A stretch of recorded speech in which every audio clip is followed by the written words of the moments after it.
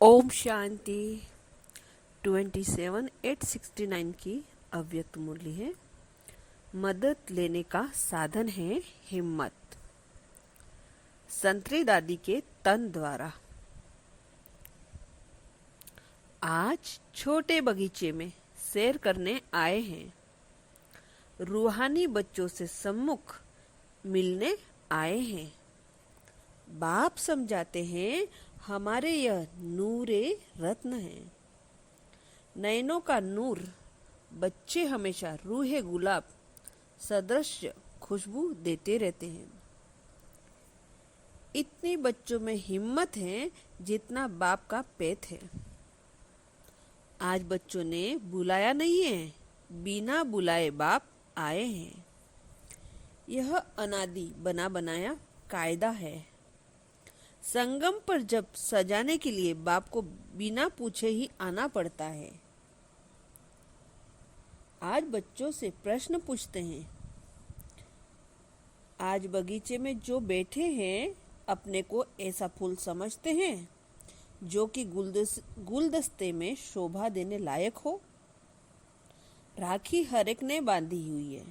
राखी बंधन का रहस्य क्या है? तो आज बाप बच्चों से मिलने आए हैं। बहुत बड़ी जिम्मेवारी उठाई है। छोटे छोटे जवाबदारी जो उठाते हैं तो भी कितना थक जाते हैं। सारी सृष्टि का बोझ किन पर है? बोझ सिर पर चढ़ता भी है तो उतारना भी है, परंतु थकना नहीं है। बच्चों को थकावट क्यों फील होती है? क्योंकि अपने को रूह गुलाब रूह नहीं समझते। रूह समझे तो देह से न्यारे और प्यारे रहे। जैसे बाप है वैसे ही बच्चे हों।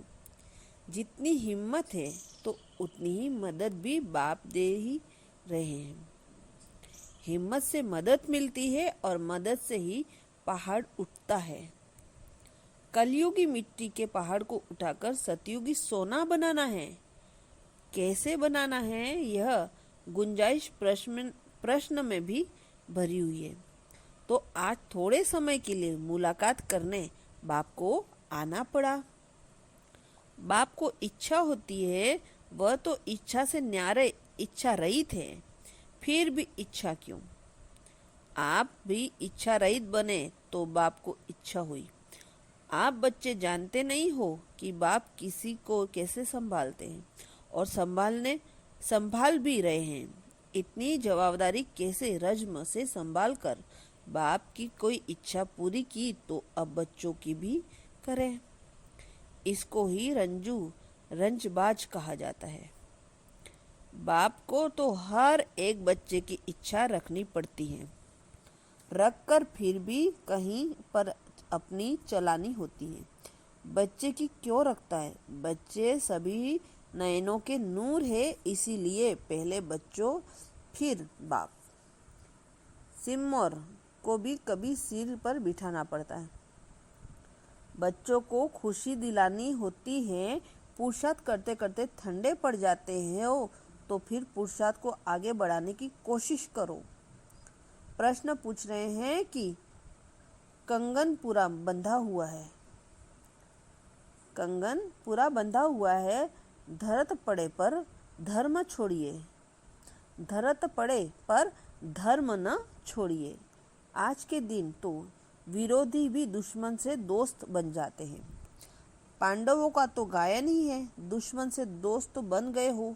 रात को नहीं देखकर सदैव दिन में ही रहो। रात को देखोगे तो 5 युकार दुश्मन जो रात को काम करने वाले हैं वो आ जाएंगे। बच्चों को सदैव कदम आगे बढ़ाना है। ताज तख्त जो मिलने वाला है नजर उस पर हो। सिर्फ कहने तक नहीं कि हम तो यह बनेंगे, परंतु अभी तो करने तक धारणा रखनी है। लक्ष्मी नारायण कैसे चलते हैं, कैसे कदम उठाते हैं, कैसे नयन नीचे ऊपर करते हैं, वैसी चलन हो तब लक्ष्मी नारायण बनेंगे। अभिनयन ऊपर करेंगे तो देह अभिमान आ जाएगा कि मेरे जैसा तो कोई नहीं, मेरा तेरा आ जाएगा। भक्ति मार्ग में भी कहते हैं, नम्रता मनुष्य के नयन नीचे कर देती है। हर एक को अपने को सजाना है, सदैव खुशबू देते रहो। लक्ष्य जो मिला है वैसा ही लक्ष्मी नारायण बनना है। राइट रास्ते पर चलना है, कदम आगे बढ़ाना है। बाबा के पास आज संदेशी भोग ले आई तो बाबा ने कहा कि बच्चे तो यहाँ पर बैठे ही प्रिंस बन गए। बाबा की बेगरी टोली भूल गई है। वैभव तो वहाँ मिलते हैं, संगम पर बेगरी टोली याद पड़ती है, वो ही बाप को प्यारी लगती है। सुदामा के चावल की वैल्यू है ना, इस टोली में भरा प्यार भरा हुआ है। बनाने वाले ने प्यार भराया है तो बाप और ही प्यार भरकर बच्चों को खिलाते हैं। सिंधी हलवा खिलाया, दीदी सर्विस पूरी करके आई है, सब ठीक थे, कायदे से चल रहा है सब, डरने की कोई बात नहीं। समय ही बलिहारी है, बच्चों को पुरुषार्थ तो हर बात पर करना है। समय को देखकर अविनाशी ज्ञान यज्ञ को जो कुंड कहा जाता है उसको भरना है, स्वाहा कर देना है। यज्ञ तो हमेशा कायम ही रहेगा। वह यज्ञ तो 10-12 दिन किया फिर जैसे का वैसा हो जाता है। यहाँ तो अविनाशी यज्ञ है। शिव बाबा का भंडारा भरपूर, काल करंट दूर दूर तब होंगे जब कि नई दुनिया में आएंगे। सब ठीक ही चलता रहेगा, सिर्फ बच्चों की बुद्धि चुस्त दूरदेशी होनी चाहिए। दूरदेशी करने के लिए ताज तक तो दे ही दिया है। अच्छा, ओम शांति।